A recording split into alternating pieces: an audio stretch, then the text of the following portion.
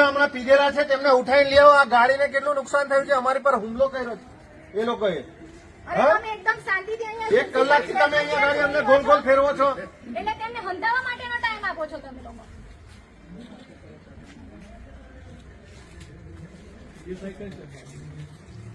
તમારા અધિકારીને બોલાવો. અમે 1 કલાકથી અહીંયા ગાડી આવેલા છે. કોના કાગળ પર તમે અમારી એ કરો છો ફરિયાદ?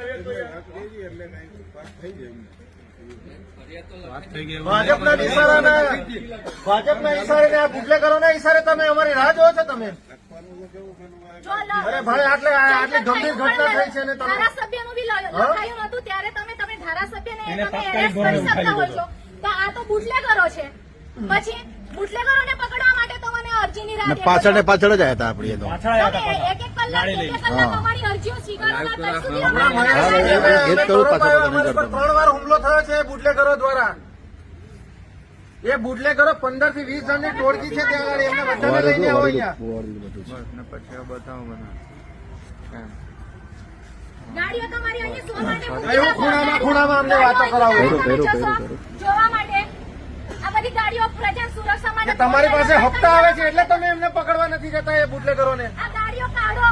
ગાડીઓ કે તમને અહીંયા મૂકી રાખવા માટે નહીં આવી સરકારે.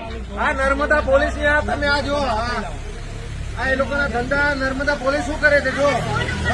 આટલી મોટી અહીંયા ગાડી અમારી પર હુમલો થયો છે અને 1 કલાકથી અહીંયા ગાડી અમને ગોલ ગોલ ફેરવે છે. તમારા અધિકારીઓને બોલાવો. અમે 1 કલાકથી અહીંયા ગાડી છીએ. બુટલેગરોને છાવરવાના ધંધા કરો છો. અમારો જીવ જશો ત્યાર પછી તમે બુટલેગરોને એરેસ્ટ કરવાના છો. ખુલ્લેઆમ દારૂના ધંધા અહીંયા ગાડી થાય છે. ગાડીઓ અહીંયાથી કાઢો તમે અને પકડીને લઈ આવો અહીંયા. આટલી બધી અમારી મરવાની રાહ જોવો છો તમે લોકો. અમને ખૂણામાં કેમ વાત કરાવડાવો છો તમે? અમે ગુપચુપ કરવા વાળા માણસ નથી અહીંયા. તમે પહેલા ગાડી કરીને એક બાજુ એક પ્રોસેસ પહેલા ઉઠાવો એમને. બરાબર છે. ગાડી નહીં દેખાતી ઘટના થઈ છે તે સાહેબન બદલો હોય છે. ભીખના જમાદારનો બદલો ગાડી મોકલી દો. આ તો હું જે બાલ આવ્યો ને બધા નિયમો ધારાસભ્ય નતા લાગુ પડતા ને હમણાં અમારા માટે લાગુ પડે છે.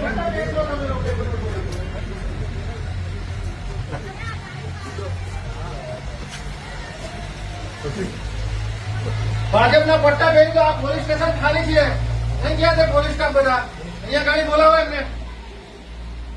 આ અમલેથા પોલીસ સ્ટેશન ની આજો પરિસ્થિતિ. આ ભાજપના ઈશારે આ પોલીસ સ્ટેશન ચાલે. ના હોય તો તમે પટ્ટા પહેરી લો ભાજપના. કઈ ગયા છે? અહીંયા ગાડી પીએસઓ જમાદાર કે બધા કે છે.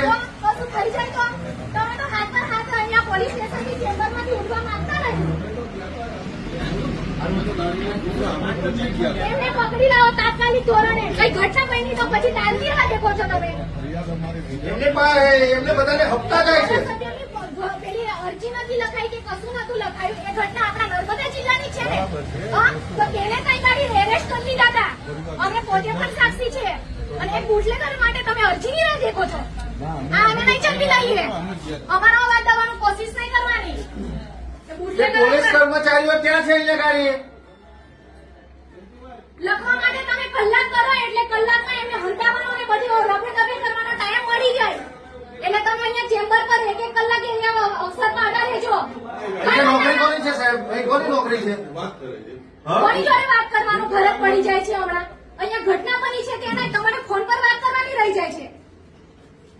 તમારી નોકરી છે અહીંયા આવ્યા છે તો અહીંયા બેસો. હમણાં ફોન કરી રહી નહીં જતો કે કોઈની પરમિશન ના પાડી. કલાકથી અમે આવ્યા છે. કલાક 1.5 કલાક થવા આવ્યો. જો મારામારીની ઘટના થઈ છે કશું થઈ જતું તો કોણ જવાબદાર રહેતું? હવે ફોન પર વાત કરવાનો આ સમય નહીં. અમે પહોંચી ગયા હતા. પૂછો બરાબર. અહીંયા પોલીસ સ્ટેશનમાં હમણાં કોણ હાજર છે? અહીંયા તમે મને બતાવો. ફોન કોણ પર છે પછી પીએસઓ? વાત થાય. જયંતિભાઈ પીએસઓ કોણ છે અહીંયા? જમાદાર ને બધા ક્યાં છે?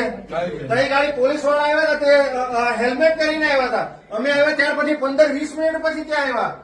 એટલે બુટલેગરો જોડે વાત કરીને આ બધી ઘટના થઈ. આખી ઘટનાક્રમ પત્યો ત્યાર પછી પોલીસ આવે ત્યાં. અમને 112 નો નંબર આવ્યો. અમે આવી ગયા. તમે આવી ગયા પણ જેના ઓલરેડી બંદોબસ્તમાં હતા તમે ફરિયાદ દાખલ કરો.